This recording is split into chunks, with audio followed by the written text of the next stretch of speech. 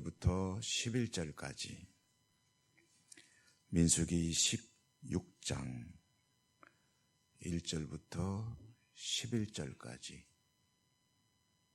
한 절씩 교독합니다. 1절부터 11절. 레위의 장손, 증손, 고핫의 손자 이스라엘의 아들 고라와 르벤 자손 엘리압의 아들 다단과 아비람과 벨렛의 아들 온이 당을 짓고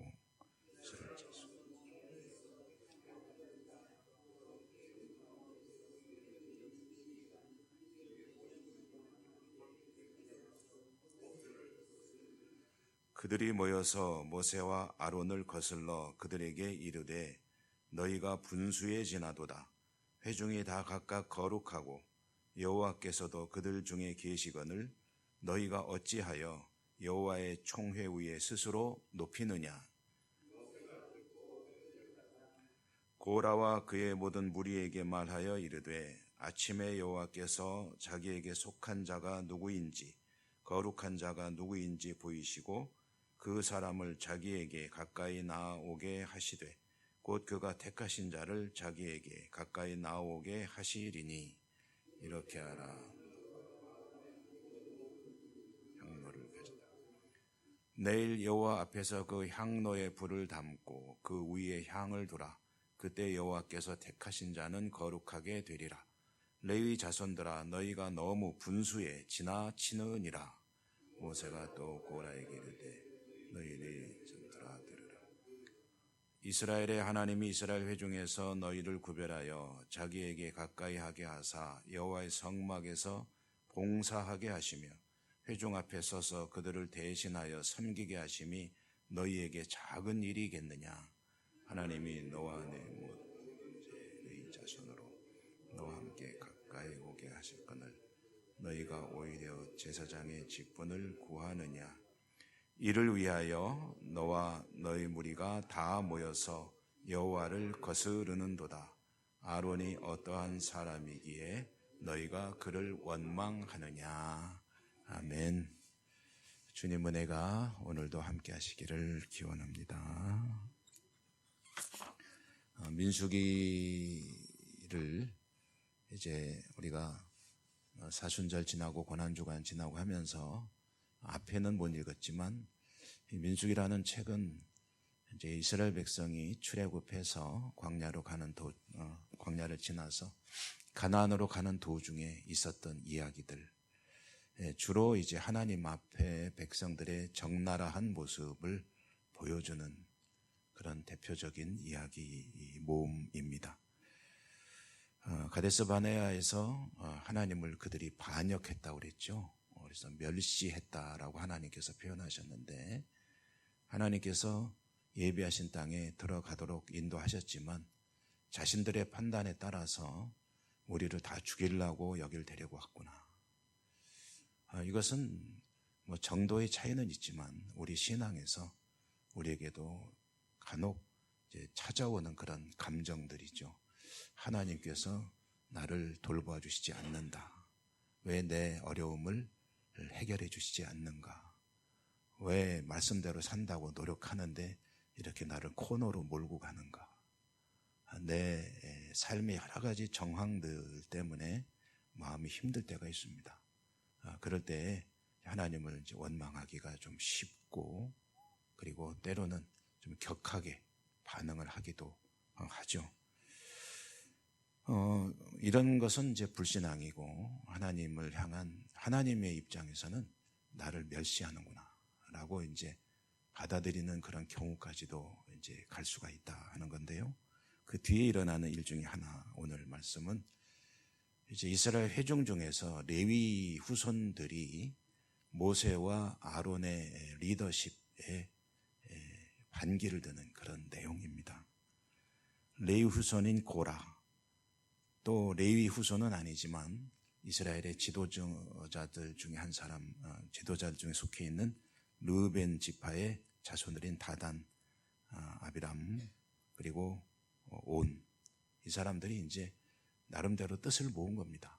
뜻을 모아가지고 모세만 우리 민족을 이끄는 지도자로 이스라엘 법이 어디 있느냐? 우리도 하나님 백성 아니냐? 회막에서 하나님을 뵙기도 하고 그런 충분히 자격이 있는데 왜 모세만 지도자로 저렇게 이제 리더십을 가지고 이끌어 가야 하느냐? 왜 아론만 제사장을 해야 하느냐?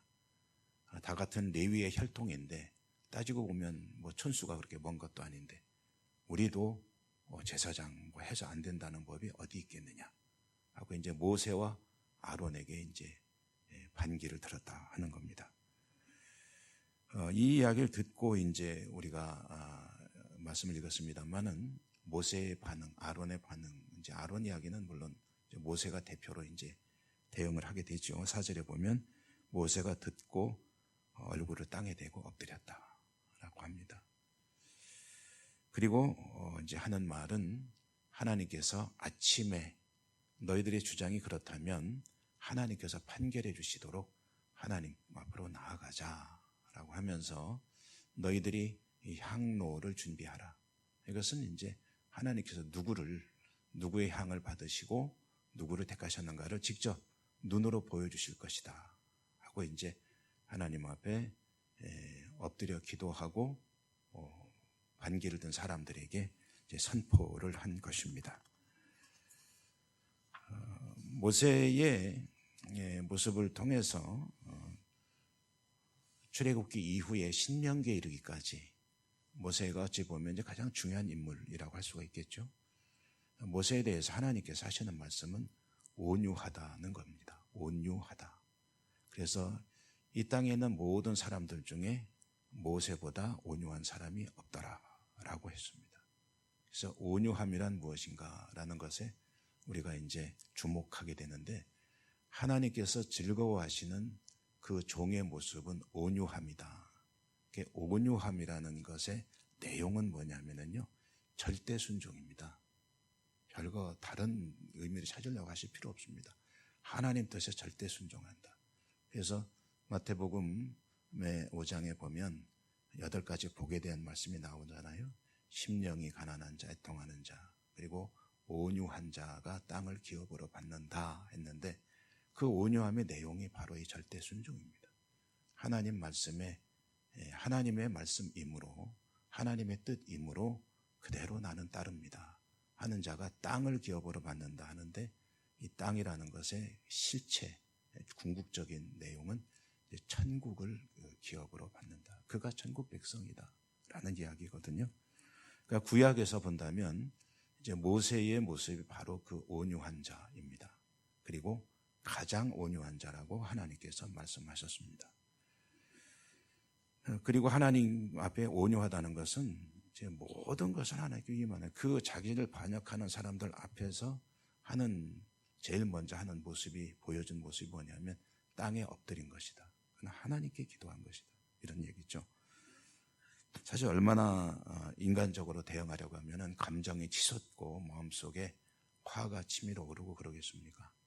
그런데 모세는 일단 이런 문제가 생기면은 우리가 책을 통해서도 보지만 간혹 한두 번 그렇지 않은 적도 있었기 때문에 하나님께서 그것을 빌미로 너는 가나안에 들어가지 못한다 라고 하셨지만 대체로 보면은 이스라엘 백성들이 원망하고 불평할 때마다 모세가 하나님께 가서 기도하였더라라는 모습을 이제 계속 볼 수가 있거든요. 이 말씀을 읽으면서 떠오르는 인물은 제가 설교 중에 한번 말씀드린 적이 있지만 허드슨 테일러 선교사입니다. 허드슨 테일러 선교사가 영향을 받은 인물이 조지 뮬러라고 하는 기도의 사람, 5만 번 응답받았다라고 알려지고 있는 그러니까 고아들을 돌보는 일에 아주 헌신한 분인데 자료에 따라서 차이가 있지만 어떤 데는 10,000명을 돌봤다고도 하고요.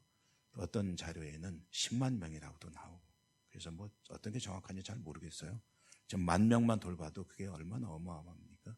그런데 조지 뮬러가 작정한 게 있는데 그게 뭐냐면 사람에게 손을 벌리지 않겠다. 10,000명의 고아를 돌보면서 오직 하나님께 기도만 하겠다. 그런데 어려울 때도 많죠. 어려울 때도 많은데 결과적으로 보니까 10,000명의 고아들을 돌보는데 그런데 다 해냈더라는 겁니다. 그 이야기를 듣고 허드슨 테일러가 중국 내지 선교, 중국의 선교지를 보면은 이 바닷가 쪽이 있습니다. 광동성, 무슨 산동성 해가지고 우리로 보면 이제 한반도와 마주보고 있는 지역이죠. 대만과 마주보고 있는 그 바닷가를 중심으로 보통 선교를 하는데 이 허드슨 테일러는 어디로 갔냐면 내지로 갔습니다. 그래서 중국 내지 선교회를 이제 결성하고 더 오지죠. 오지 중에 오지로 들어가서 선교하는데 조지 밀러의 이야기를 듣고 또 결심한 것이 선교를 하는 동안 사람에게 손을 내밀지 않겠다. 하나님께서 채워주시는 대로 선교하겠다 하면서 이제 선교 사역을 할 때 이 물질, 이 선교비의 문제만이 아니라 모든 일들을 다 하나님께 기도했다. 심지어는 사람들과 관계 속에서 문제가 발생하면 그 대화로 풀려고 하는 것도 우리에게 사실 필요하거든요.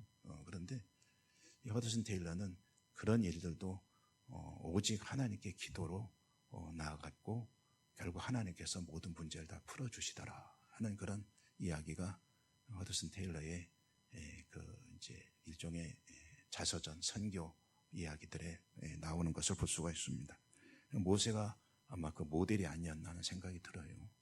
그래서 하나님께 어떤 일이 발생할 때마다 나아가 기도하고 사람의 방법도 사실 필요한 것 같은데 그런데 오직 하나님께만 집중했다 하는 것 굉장히 중요한 우리 신앙의 중요한 점을 오늘 또 보여주고 있습니다. 여러분 먼저 하나님께 기도하면서 여러분의 삶의 문제들을 하나하나 해결해 나가는 그런 경험이 쌓이게 되면 그게 바로 영적인 실력이 되는 거죠. 먼저 하나님께 기도하는 사람 여러분의 삶 가운데 그런 은혜가 있기를 축복합니다. 은혜로우신 하나님 감사합니다. 오늘도 저희들을 하나님 앞에 불러주시고 말씀을 듣고 또 우리의 신앙과 삶에 또 중요한 또 한 가지 문제들을 깨닫게 하시니 감사합니다. 사람의 방법도 필요할 수 있지만 그러나 먼저 하나님께 기도하는 믿음의 삶으로 우리의 신앙과 삶을 살아가기를 다짐해 봅니다. 성령님 도와주시고 또 하나님 앞에 늘 기도하는 저희 모두가 될 수 있도록 축복해 주옵소서. 감사하고 예수님 이름으로 기도드립니다. 아멘. 하늘에 계신 우리 아버지 이름을 거룩하게 하시며 아버지의 나라가 오게 하시며 아버지의 뜻이 하늘에서와 같이 땅에서도 이루어지게 하소서. 오늘 우리에게 일용할 양식을 주시고 우리가 우리에게 잘못한 사람을 용서하여 준 것 같이 우리 죄를 용서하여 주시고 우리를 시험에 빠지지 않게 하시고 악에서 구하소서. 나라와 권능과 영광이 영원히 아버지의 것입니다. 아멘. 기도하실 때 말씀을 통해 깨달은 바가 있으시면 그것이 기도 제목이 되시기 바랍니다. 또한 여러분의 개인의 기도 또 아픈 분들에 대한 기도도 드려주시고요. 특별히 암투병 하시는 분들 위해서도 기도하시기 바랍니다. 주여 한번 힘차게 부르고 다 같이 기도하겠습니다.